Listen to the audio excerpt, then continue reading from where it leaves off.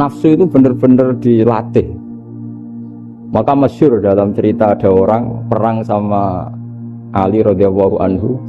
Ketika perang ini sangat semangat. Tapi ketika orang itu meludahi dan Sayyidina Ali ini tersinggung karena diludahi, Sayyidina Ali langsung angkat tangan. Sudah, perangnya nggak usah diteruskan. Karena saya marah sama kamu sekarang demi nafsu, karena kamu meludahi saya. Padahal saya tadi motifnya demi Allah dan Rasul. Jadi sangat tipis bedanya kita emosi karena diri kita dan emosi karena Allah dan Rasul. Sehingga ketika diludahin ini terus beliau mikir, jangan-jangan perang saya karena saya diludahi. Nah, yang hilang dari peradaban modern adalah Allah itu tidak begitu hadir di hati kita. Saya sering cerita di mana-mana, teks hadis itu sebenarnya berbunyi gini, ini hadis sahih. Maka na yu'minu billahi wal yaumil akhir falyukrim jarahu. Ada yang falyukrim jarahu dhaifahu, ada yang falyakul khairan aw yasmut. Siapa yang iman dengan Allah dan Rasul maka harus memuliakan tetangganya, memuliakan tamunya. Dulu itu ada seorang ulama dipanggil anak muda, dibully terus sekarang. Wahai kiai, datang ke rumah saya. Datang kiai itu. Setelah sampai ke rumah orang itu, silakan kiai kembali ke rumahnya. Saya tidak butuh kiai. Kiai itu dengan riang kembali. Setelah di rumah dipanggil lagi. Pak Yai, silakan datang ke rumah saya. Datang lagi. Ya senyum-senyum kiainya santai. Wah, nggak jadi butuh Pak Yai. Silakan kembali lagi. Sampai 3 kali. Oh, itu kalau rektor digitukan marah itu. Dosen marah. Kiainya santai. Santai, senyum-senyum, rileks. Ketika ditanya, kenapa Pak Yai tidak tersinggung? Jawabannya unik. Anak muda, saya ini senang sekali nuruti perintah Allah, disuruh menghormati tetangga. Sehingga ketika Anda manggil, ya saya datang. Ketika Anda nyuruh pulang, ya saya pulang. Saya senang sekali nyenangkan tonggo. Dan itu perintah Allah, jadi tidak ada hubungannya dengan kamu. Wah, pemudanya nangis minta dimaafin. Kalau kita kan enggak, kita ini dosen, kiai, mungkin kita doktor, mungkin kita profesor. Tapi kita ini sering didikte oleh orang bodoh. Kalau orang bodoh itu jengkel, lo kita ya jengkel. Lo kamu jengkel, dijengkelkan orang bodoh itu namanya terdikte. Itu bodoh apa pinter? Oh, itu tidak pinter sama sekali. Kalau betul-betul kamu pinter, hanya bisa didikte oleh Allah Subhanahu wa ta'ala. Jadi antara hukum Allah apa? Wa ahsin man asa'a ilaika. Berbuatlah baik sama orang yang berbuat buruk sama Anda. Itu dikteannya Allah. Kalau dikteannya orang-orang bodoh kayak dimangkel ben mangkel, terus kamu mangkel. Itu bodoh apa pinter? Nah, problem kita kekinian adalah wong pinter, wong bodoh itu podo-podo bisa didikte oleh sekelilingnya. Terus karuan wataknya perempuan seperti itu, wataknya anak-anak seperti itu, kita didikte. Anak-anak jengkelin kita mangkel, berarti kita didikte oleh orang bodoh. Makanya agama itu unik, kadang ngendikan wa ahsin man asa'a ilaika, kadang wasil man qata'aka, sambunglah orang yang memutus kamu. Karena dengan demikian kita hanya didikte oleh Allah Subhanahu wa ta'ala, bukan didikte oleh hukum sosial. Cara Jawane nak ngapiki tangga sing apik akeh tunggale. Berbuat baik sama yang berbuat baik pada kita itu, mbok orang fasik ya seperti itu, maling ya seperti itu, sama. Tapi kalau berbuat baik sama orang yang berbuat jelek sama kamu itu baru luar biasa. Dan memang teksnya hadis wa ahsin man asa'a ilaika, berbuat baiklah sama orang berbuat buruk sama kamu. Jadi gak boleh orang didikte. Makanya ngaji di sini diantaranya saya akan cerita dalam sebuah hadis sahih, dalam hadis hasan yang diriwayatkan Imam Tirmidzi, ada kalimat dari Rasulullah SAW. Dawe Nabi, la takunu imma'atan taquluna in ahsanan nasu ahsanna wa in zalamu zalamna walakin watti'u anfusakum in ahsanan nasu an tuhsinu wa in asa'u alla tazlimu. Kamu jangan jadi orang yang mudah diombang-ambingkan oleh orang sekeliling kamu, yaitu kamu mengatakan jika orang baik ke saya akan baik, jika orang buruk ke saya juga akan membalas buruk. Itu namanya Anda didikte. Tapi berkomitmenlah kamu akan berbuat baik meskipun orang lain berbuat buruk. Nah sekarang logika sosialnya begini. Kalau di Indonesia itu ada 1000 kiai, ada 1000 profesor yang ingin membenahi Indonesia. Rata-rata orang awam itu semau gue.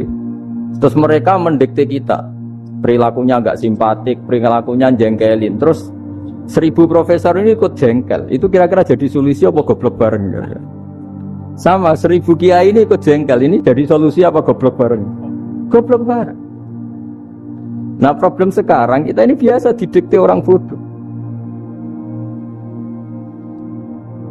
Nah makanya ciri khas orang muslim itu kata Nabi mangkana yu'minu billahi wal yaumil akhir. Jadi baik tetangga karena perintahnya Allah dan Rasul. Pentingnya apa? Bedanya karena berbuat baik ini perintahnya Allah, mbok tonggo apik lagi tetap apik karena perintahnya Allah dan Rasul. Begitu juga dengan hubungan dengan istri, dengan anak. Mbok bojomu lagi cerewet lagi tetap apik. Karena dengan cara itu kita hanya tunduk kepada Allah dan Rasul. Tapi kalau kamu istri saya kalau baik ya saya baik, kalau enggak ya enggak. Berarti Anda didikte oleh perilakunya dia. Itu latihan, ya kalau dalam bahasa pondok, latihan jadi wali itu yang paling berat. Nabi itu kalau sama orang munafik itu sabarnya Masya Allah. Padahal Nabi berso kalau orang itu orang munafik. Karena dengan cara seperti itu, bahwa kebaikan Nabi pada seseorang itu atas perintahnya Allah dan Rasul, bukan atas nama servis. Kalau Nabi hanya baik kepada Abu Bakar, itu mungkin orang bilang, wisadune Abu Bakar baik sama Nabi. Tapi kalau Nabi baik sama orang munafik, Abdullah bin Ubay bin Salul, itu kalau nggak perintahnya Allah dan Rasul itu nggak bisa.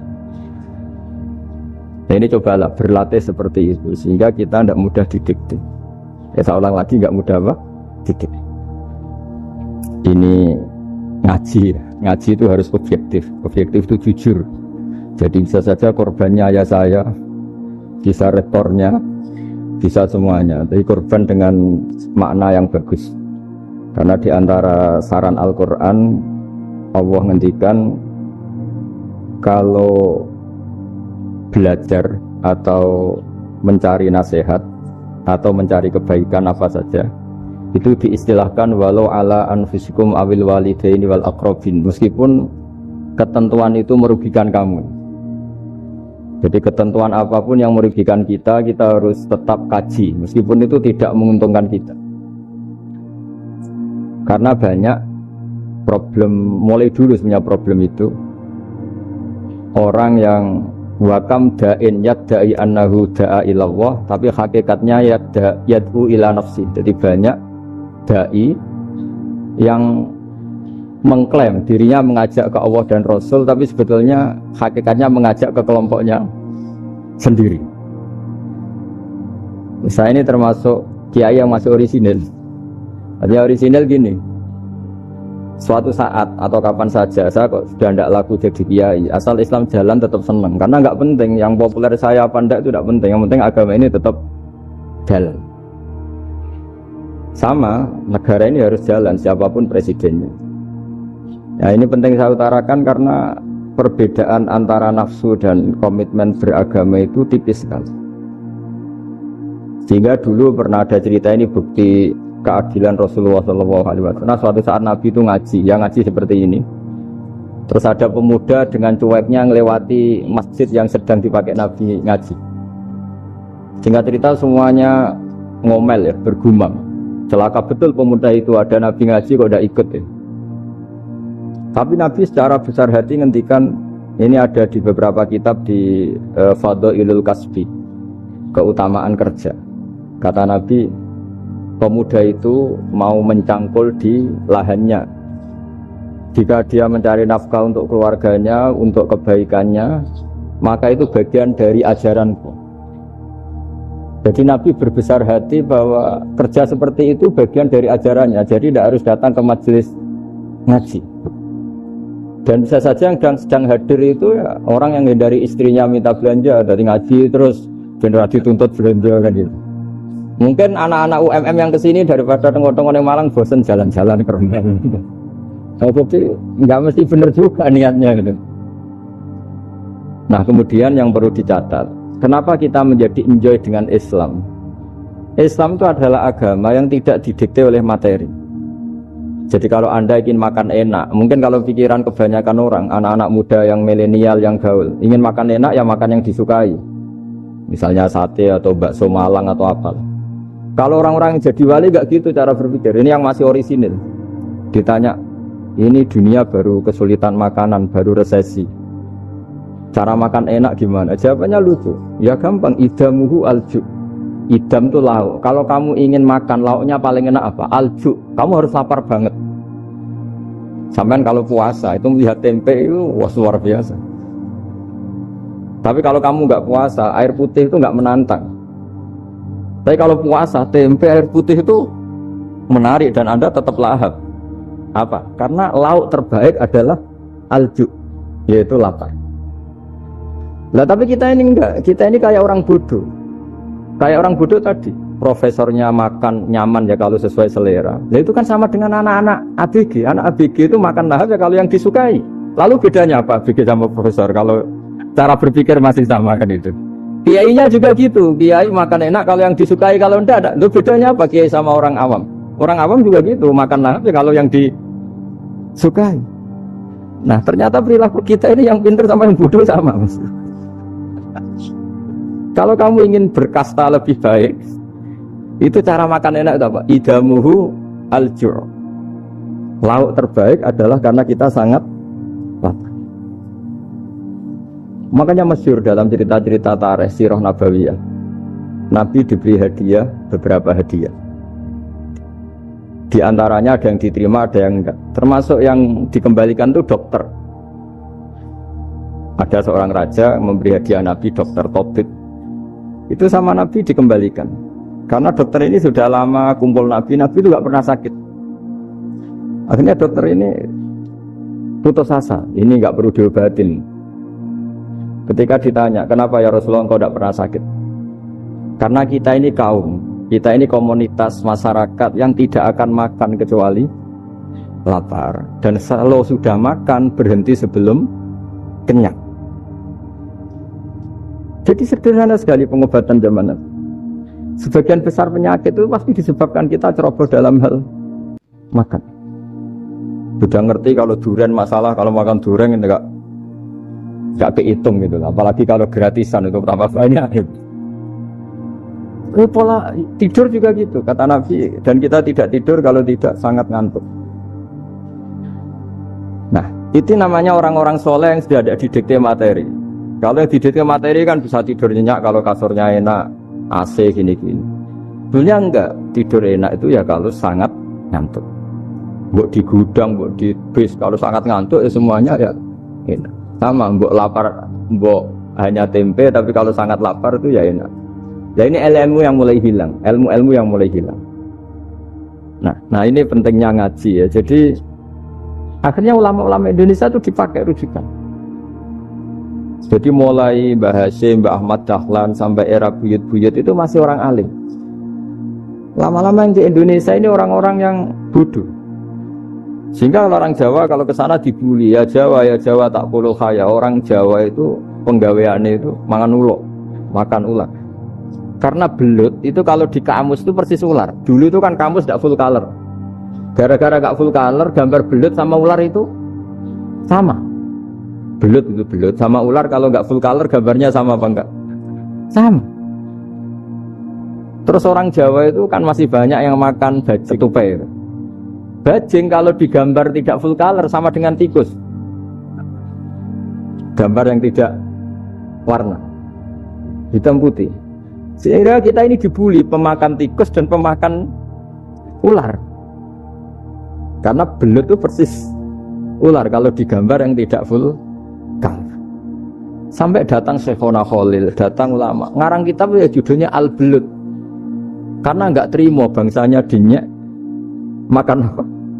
Ular. Terus dikarang wal belut hayawanun bakhriyun, terus ya isu fi kadza wa kadza. Itu beda dengan al-hayyah. Itu diterangkan. Mulai disandri. Terus sistem hotel juga gitu. Sampai tanyakan dalam sejarah dulu orang Sedayu ada namanya Syekh Mukhtar. Syekh Mukhtar bukan bikin rumah besar yang siapapun orang Indonesia haji itu nempat di sana. Nah ini yang menginspirasi akhirnya ada hotel. Dulu Syekh Mukhtar hanya menyediakan untuk hujat-hujat Indonesia. Lama-lama jadi hotel. Cara ibadah juga gitu. Kita ini kan, saya ini punya bapak kiai, mbah kiai, punya guru yang sangat alim ya seorang kiai Kiai Maimun. Itu dulu kita pengkaji ilmu itu tidak pernah tahu bedanya NU dan Muhammadiyah. Karena dulu Mbah Darwis itu, Kiai Dahlan itu dulu ngajinya bersama Mbah Hasyim ketika di Indonesia yang ngaji Mbah Soleh Darat. Mbah Soleh Darat itu dulu ngajinya sama buyut saya ke-6, namanya Mbah Soleh Asnawi di Kudus. Mbah Soleh Darat itu dulu alim-alimnya orang Jawa ya Mbah Soleh Darat, Soleh bin Umar. Tempatnya di Semarang, tapi beliau itu sebenarnya orang Jepara yang dekat Kudus. Setelah di Mekah, Mbah Hasyim ini mondoknya ya, mulazimnya ke Syekh Mahfud Termas. Tapi sesekali ke Syekh Khotib Minangkabau. Nah yang Mbah Ahmad Dahlan lebih sering ke Syekh Khotib Minangkabau, sesekali ke Mbah Mahfud. Singkat cerita, karena Syekh Khotib Minangkabau sudah modern ya, terlibat organisasi dunia. Pas itu beliau pengagum Muhammad Abduh, pengagum Rasid Ridho, sehingga bawaannya Mbah Dahlan itu lebih pergerakan karena beliau lebih mengidolakan Syekh Khotib. Nah Syekh Khotib sendiri sebenarnya orang Minangkabau. Jadi beliau namanya Muhammad saja sebetulnya. Jadi menantunya orang Arab. Oh itu dicibir mertuanya ini karena punya mantu orang Jawa, orang ndak Arab. Singkat cerita terus di mertuanya bilang gini, kamu jangan pernah bilang kalau orang Arab itu mansa kanal Arab, orang yang bertempat di Arab. Walakin mantakallama bi arabiyyin fasihin, tapi orang bisa ngomong Arab secara fasih. Singkat cerita, kalau kamu tidak percaya, nanti suatu saat menantu saya kalau Jumatan, tidak usah kamu kasih tahu, langsung suruh jadi khotib. Nggak usah kamu kasih tahu, sarannya tidak usah kamu kasih tahu. Kalau sekarang kan enggak. Kalau dosen mau jadi khotib kan mengumpulkan materi dulu. Lucunya di antara materinya itu dari TV. Makanya jadi ribet kan khutbah sekarang. Kalau musim corona ya akan ngomong corona, musim apa yang ngomong apa. Jadi lagi-lagi didikte oleh media. Sebenarnya kalau ngomong kan sesuai kebutuhan umat, ini obatnya apa. Tapi enggak sesuai trending topik, itu kan kayak anak-anak gaul. Ini dokter kok gitu kan aneh. Singkat cerita si khotib ini enggak dikasih tahu, Syekh Muhammad tadi enggak dikasih tahu, langsung disuruh khutbah. Fatakallama bikalamin fasihin. Dia ngomong fasih sekali. Bahkan ngalah-ngalahi fasihnya orang Arab asli. Semenjak itu beliau dapat gelar Al-Khotib, orang yang cakap berpidato berkhutbah. Ya terus dia Syekh Khotib Al-Minangkabau. Jadi orang Indonesia itu luar biasa. Dulu yang namanya orang Indonesia di Arab Saudi itu dihormati sekali karena yang kesana itu pasti ulama. Sudah alim di Indonesia kesana, termasuk Mbah Ahmad Dahlan, Mbah Hasyim dulu karena sama-sama muridnya Mbah Soleh Darat. Lama-lama yang kesana itu TKI TKW itu ya mulai agak dibully. Dulu Syekh Nawawi di antara ijtihad yang dihormati itu beliau mengkritik nyuwun sewu orang yang kan orang biasanya normalnya kan muji orang mati syahid. Hebat orang mati syahid itu hebat ini. Oke, kita sepakat orang mati syahid itu hebat. Tapi kata Imam Nawawi dengan syarat niatnya itu li'ila'i kalimatillah dan itu bawaan takdir. Saya ulang lagi, itu bawaan takdir, harus mati di medan perang. Tapi tidak boleh seseorang ini niat perang tapi niatnya supaya syahid. Karena kalau begitu berarti dia berniat supaya menjadi maktulal kafir, orang yang dibunuh orang kafir. Kedua, dengan dia mati berarti pasukan Islam berkurang. Berarti dia ingin pasukan berkurang, hanya ambisinya dia ingin langsung ke surga. Misalnya pasukan orang Islam itu 10, orang kafir 10. Kalau kamu ingin syahid berarti mati 1 kan, tinggal 9 kan. Nah kalau yang seperti itu 10 kan mati semua. Gara-gara ingin syahid akhirnya perang rapati tenanan, benang mati, benang mlebu. Kata Syekh Nawawi, ya enggak. Kalau kamu perang sama orang kafir ya niat menang. Dengan niat menang ini kamu ingin li'ila'i kalimatillah. Tapi kalau kamu ingin syahid berarti kamu menuruti keinginan nafsu kamu yang cepat masuk surga. Itu orang Arab kagumnya bukan main. Karena di mana-mana orang itu dinilai dari niatnya. Paham ini ya? Tapi perang loh ya, dalam kondisi perang, bukan teroris. Perang itu artinya orang kafir yang ingin bunuh kita, itu perang namanya apa? Perang. Dulu orang cerita syahid itu hanya pokoknya syahid itu hebat, pokoknya syahid itu hebat. Syahid di medan perang itu hebat, pokoknya syahid di medan perang hebat. Tapi ketika Syekh Nawawi memberi penjelasan ilmiah, Jika kamu perang ingin cepat mati, ingin cepat syahid, artinya ini untuk pemenuhan diri kamu, karena kamu bayangkan langsung masuk surga. Kamu lupa bahwa dengan kamu dibunuh, kekuatan Islam berkurang. Akhirnya beliau memberi penjelasan, syahid itu bagus, itu sebagai takdir. Hanya takdir itu kita perang yang ingin menang, tapi takdirnya mati. Jangan dibalik, oleh perang rapati tenanan, benang mati namun lebu. Itu yang pertama, termasuk ulama yang pertama memberi penjelasan itu Syekh Nawawi. Akhirnya melahirkan kekaguman yang luar biasa dengan tafsir Munirnya itu. Terus beliau itu orang yang rileks kalau menjelaskan ilmu. Beliau juga guru-gurunya Mbah Hasyim, Mbah Guru sama Mbah Hasyim, sama Mbah Ahmad Dahlan Syekh Nawawi. Jadi dulu yang alim di Arab itu ada Syekh Nawawi, ada Syekh Khotib Minangkabau, ada Syekh Bakir Jogja, ada Syekh Mahfud Termas. Itu orang Indonesia banyak sekali yang alim. Bahkan diantaranya yang dikagumi Al-Azhar itu juga orang Indonesia, nama Syekh Abdul Manan, itu mbahnya Syekh Mahfud Termas. Itu pertama ada duta besar Indonesia di Mesir, itu termasuk barokahnya Mbak Abdul Manan tadi, itu juga orang Indonesia. Jadi pemahaman ulama Indonesia itu khas, termasuk ketika memaknai apa?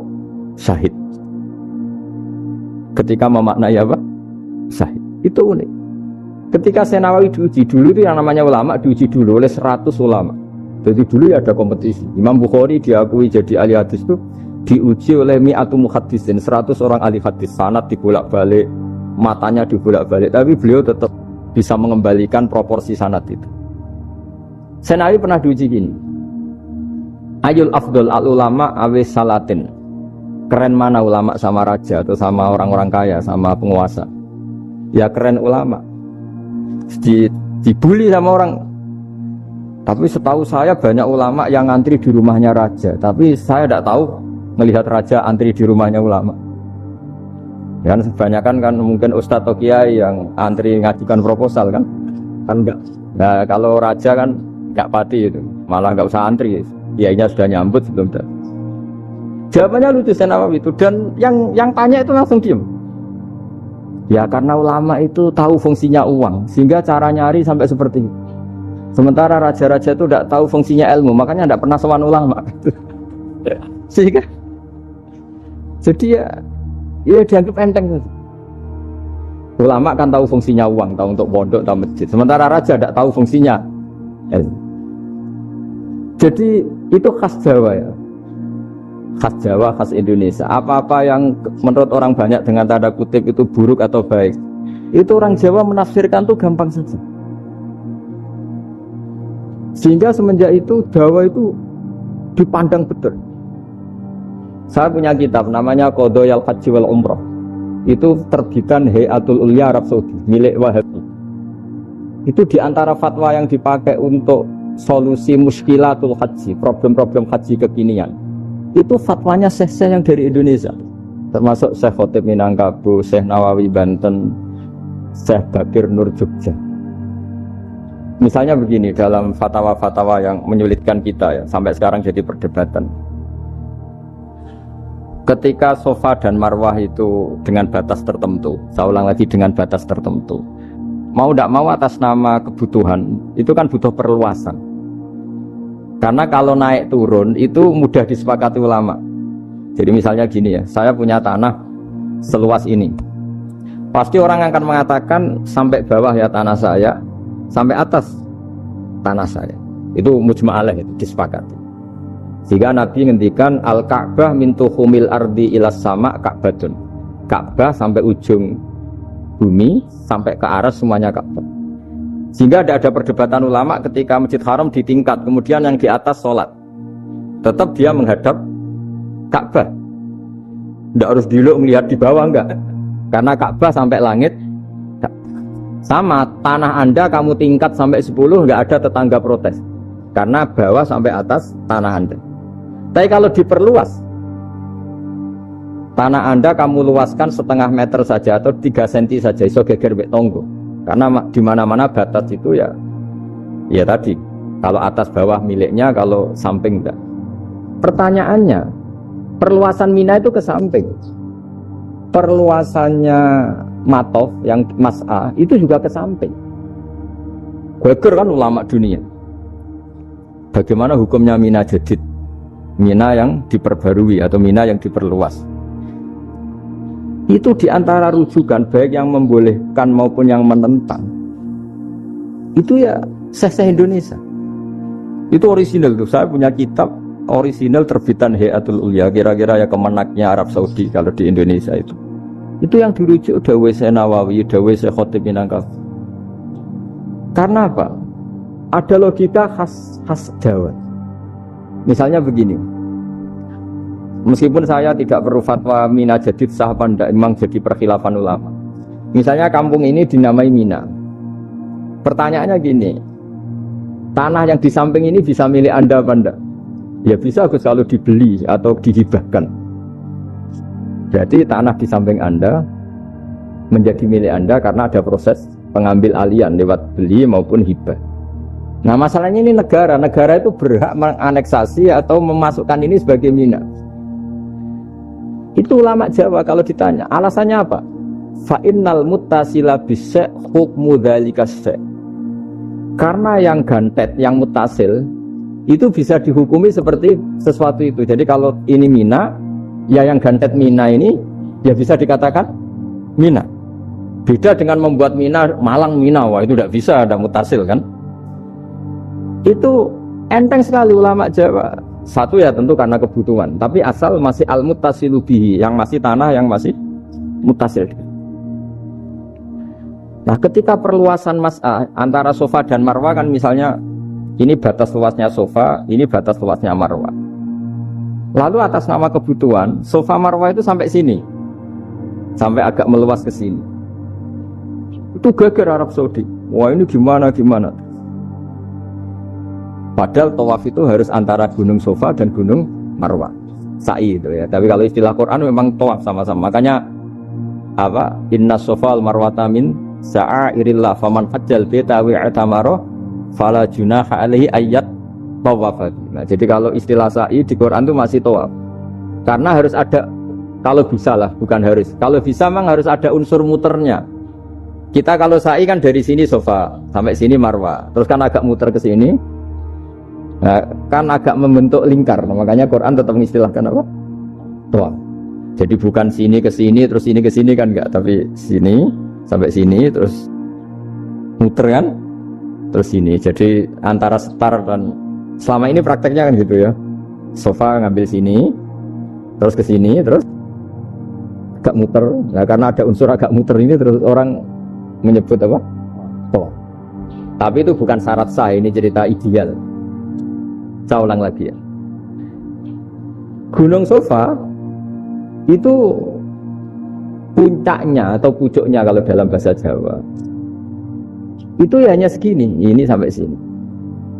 Nah, kelompok Islam yang fikih keras nggak boleh diperluas karena Allah memilih tempat ini itu spesial, jadi nggak boleh ke yang lain. Tapi ketika kebutuhan mendesak, mau tidak mau harus diperluas. Itu jawabnya Kiai Jawa lucu. Gunung sing ketok iku sing dhuwure tok. Sikilane luwih ombo. Berarti karena kita kan gunung kan bentuknya gini. Nah, sofa yang kecil itu yang atasnya, tapi sikilannya sini kakinya lebih luas. Jadi boleh perluasan asal tidak melebihi kakinya. Ya dihitung ya lebih luas. Jadi Kiai Jawa itu kayak wong delok gunung Penanggungan, kayak gunung Arjuna. Di mana-mana puncak gunung itu lebih kecil timbang kakinya. Artinya diperluas ini bukan berarti tidak di sofa dan tidak di itu khas Kiai Jawa. Jadi jangan kira orang Jawa itu udah hebat-hebat sekali. Termasuk perkembangan hotel di Arab Saudi. Itu dulu sebelum ada hotel. Buyut saya kelima atau keenam dulu haji, namanya Badur Rahman. Itu kalau mau ingin apa ya? Menghindari terik matahari itu masuk gua. Itu masuk gua itu hanya separuh badan, kakinya di luar. Jadi jangan bayangkan kalau gua di Indonesia kayak gua Akbar di Tuban orang bisa masuk jalan-jalan, enggak. Gua di Arab tuh kayak cepitan batu, tidak sampai masuk. Sehingga kepalanya dimasukkan, kakinya masih kena matahari, saking panasnya Arab Saudi. Sehingga dalam bayangan hijrah ketika Nabi bersembunyi di gua apa? Sur, itu kata Abu Bakar, kalau orang kafir melihat kakinya pasti melihat kita karena nggak bisa masuk penuh. Jadi orang itu mau dempes tok. Sehingga ya kira-kira luasnya gua paling segini. Makanya guyonannya kiai-kiai itu, untung nggak kayak gua Indonesia. Kalau kayak gua Indonesia laba-labanya capek karena luas kan. Jadi jangan bayangkan gua Arab tuh kayak gua Indonesia. Makanya bayangannya, andai kan orang tuh melihat ke bawah pasti melihat kita karena orangnya nggak bisa masuk penuh, nggak bisa masuk 100%. Ya kayak sepitan batu lah mirip. Itu kan mirip Gunung Uhud. Gunung Uhud kata Rasulullah, nanti kalau kamu perang itu di atas, menang atau kalah di atas. Musuh biar di bawah. Dengan di atas kamu bisa mana?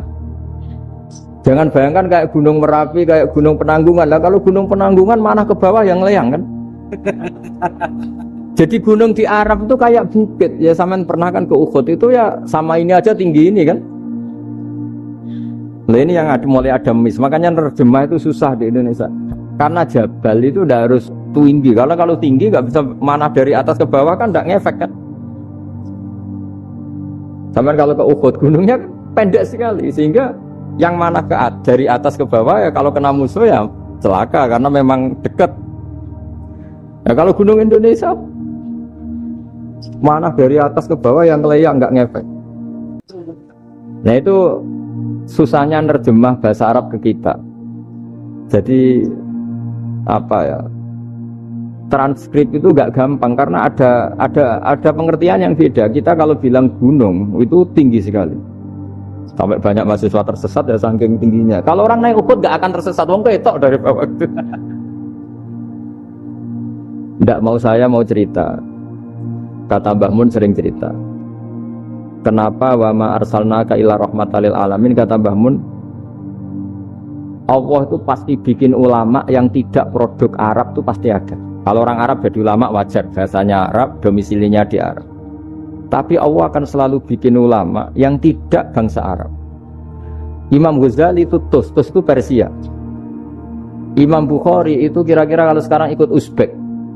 Ya, Imam Bukhari itu kalau negara sekarang ikut mana? Uzbek. Kenapa demikian kata Mbah Mun? Karena Allah sudah ngendikan wa ma arsalnaka illa kafatan linnas. Manusia semua ini kena khitabnya Islam. Kalau tidak ada ulama yang dari berbagai negara, kesannya Islam itu hanya milik orang Arab Saudi. Makanya Allah selalu bikin ulama-ulama yang bahkan tidak Arab. Termasuk Imamul Muhaddisin, yaitu Imam Bukhari, itu orang Uzbek, orang Rusia lah kalau sekarang ikut Uni Soviet dulu. Imam Ghazali itu orang Persia. Syekh Nawawi itu orang Banten. Karena Allah ingin memaklumatkan bahwa Islam ini untuk semua, sehingga orang yang tidak Arab pun bisa belajar Islam. Yang alimnya itu nggak kalah sama orang apa? Arab. Makanya ini PR ya. Kalau Gus Dah Ploso nanti ngendikan suatu saat orang belajar Islam itu bahkan orang Arab pun bisa belajar ke Indonesia. Kalau orang Indonesia bisa alim betul kayak dulu. Sekarang banyak liga antar ulama. Itu orang Indonesia pasti masuk. Ulama-ulama top dunia itu pasti orang Indonesia banyak yang masuk. Karena tadi ketika orang Indonesia baca kitab, itu orang Arab itu kagum, kok bisa ada bahasanya baca secara benar. Bukan sekedar bisa baca secara benar. Karena memang dilatih sedemikian rupa di pondok-pondok. Makanya kita semua lah yang alim di Indonesia itu kemana-mana ya pasti alim. Dulu putra Mbah Mun namanya Gus Zofur itu tahun pertama ya sudah the best di tahun pertama. Kalau tahun pertama the best-nya ilmunya bawaan dari sarang, dari keluarganya. Gus Najim mondok di Said Muhammad tahun pertama sudah dipuji sebagai yang teralim karena ya sanggup. Kalau dipujinya tahun ketiga, tahun keempat kan mungkin dapat dari sana. Ini tahun pertama. Saya ulang lagi tahun. Karena pengajaran di Indonesia itu luar biasa di pondok-pondok. Makanya kalau dalam anekdot pondok itu cerita-cerita lucu itu. Ada orang Jakarta ngaji, setelah di kelas itu pelengahan terus. Melihat jendela, lihat pintu terus. Lama-lama gurunya marah. Kamu diajarin kok ndak punya sopan, melihat pintu terus gak memperhatikan guru ya. Anak Betawinya jamnya lucu. Habis Pak Guru bohong. Kenapa ya? Kamu Pak Guru bilang Ja'a Zaidun, Zaid datang. Tak lihat gak ada yang datang. Setelah itu contoh nasab kan Ro'a itu Zaidan. Saya melihat Zaid, saya gak melihat Zaid. Contoh ketiga yang jar kan Maror tu Zaidin. Saya berjalan ketemu Zaid. Pak Guru diam di situ gak jalan-jalan. Jadi saking detailnya Indonesia itu diajari. Kalau Rofa Ja'a Zaidun, kalau nasab Ro'a itu Zaidan, kalau jar Maror tu Zaidin. Nah si murid Betawi ini karena pertama sekolah, ngiranya gurunya itu cerita, Zaid datang. Makanya dia lihat pintu terus, mana katanya datang kok enggak datang-datang. Nah dengan latihan seperti itu, kemungkinan orang Indonesia salah itu kecil karena memang dilatih betul. Saya ulang lagi karena memang dilatih betul. Sehingga ketika orang Indonesia ini yang cerita seorang wartawan. Ini kisah nyata. Kali ini tidak anekdot, kisah nyata. Ada wartawan internasional ngeliput Ramlah. Ramlah itu di Gaza, di Palestina. Wartawan Indonesia ini hanya bisa bahasa Inggris. Dijak ngomong bahasa Arab. Terus dia bilang saya ada bisa. Saya tidak bisa, saya bisanya ngomong Inggris. Tapi apa yang terjadi setelah sholat, si Indonesia ini jadi imam pakai sholat jariyah lagi. Baca bismillah benar, bismillah hijar karena mudhof ilaih. Terus ketika iktidal ya benar, Rabbana lakal hamdu mil'u samawati wa mil'ul ardi benar. Ketika tahiyat ya benar, at-tahiyatul mubarakatuh sholawat. Sama orang Arab ini diagumi. Orang Arab kalau seneng orang itu dicium. Kamu tawaduk, sebenarnya kamu itu ahli bahasa Arab. Karena orang Indonesia sekali sholat itu nggak ada yang salah. Meskipun benarnya karena hafalan, tapi bagi yang ahli nahwu itu hebat. Misalnya kita kalau ngapalkan kan Bismillahi, Bismijar karena ba, Allah hijar karena mudhof ilaih, Ar-Rahman hijar karena sifat, Ar-Rahim karena sifat, Alhamdu rofa karena mubtada, Lillah hijar karena ada huruf jarli, Robbi jar karena sifat. Sebetulnya tidak karena pinter, tapi karena hafalan. Tapi orang Indonesia hebatnya itu benar terus. Rabbana lakal hamdu, ya kan, alhamdu rofa, terus mil'u samawati ya rofa karena sifat. Sehingga terus orang Indonesia kalau sholat di Timur Tengah itu dipuji karena makhrajnya ya benar, rofa nasabnya juga. Nah itu di negara lain tidak ada yang kayak Indonesia. Orang Cina itu sering bikin marah orang-orang Arab karena kalau dongo itu nggak fasih kayak orang Indonesia. Orang Indonesia kalau dongo ya Allahumma Allahumma tohhir tohhir qalbi qalbi. Orang Cina ini yang jadi guyon di Arab. Allahumma Allahumma tahir tahir qalbi qalbi. Itu kan bedanya jauh. Itu orang Arab pertama membiarin. Lama-lama kalbun entak gitu. Maksudnya asu-asumu gitu. Karena dia bilangnya qaf itu kaf. Jadi kalau Allahumma do Allah tohir, kalau aturi nyucekno panjenengan kalbi ing asu ingsun kan. Tapi kalau qalbi itu ati ingsun, tapi kalau kalbi anjing ingsun. Bedanya qaf sama kaf. Karena orang-orang kalbun entak, asu-asumu maksudnya kan. Tapi padahal orang Cina itu bareng dilihat tagnya ya pakai qaf. Orang Indonesia enggak, mulai kecil dilatih sak fase-fase. Sampai ya sulit betul latihan Fatihah itu. Kalau di Kudus malah sampai 3 bulan Fatihah. Sampai at-tahiyyatu, kurang bersih. At-tahiyyat sampai gitu. Sampai ada cerita itu orang dipanggil maftuhin itu enggak melengak, harus maftuhin. Baru melengak. Tapi barokahnya itu orang Indonesia kalau dongo memang benar-benar Allahumma tohir qalbi. Ya Allah sucikan hati kami, bukan tahir kalbi. Karena sekali jadi kaf itu maknanya anjing saya. Ya Allah sucikan anjing.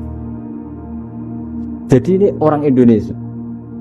Jadi kata Mbah Mun, dawe Mbah Mun, illaka fatal linnas, bahwa agama ini milik semuanya.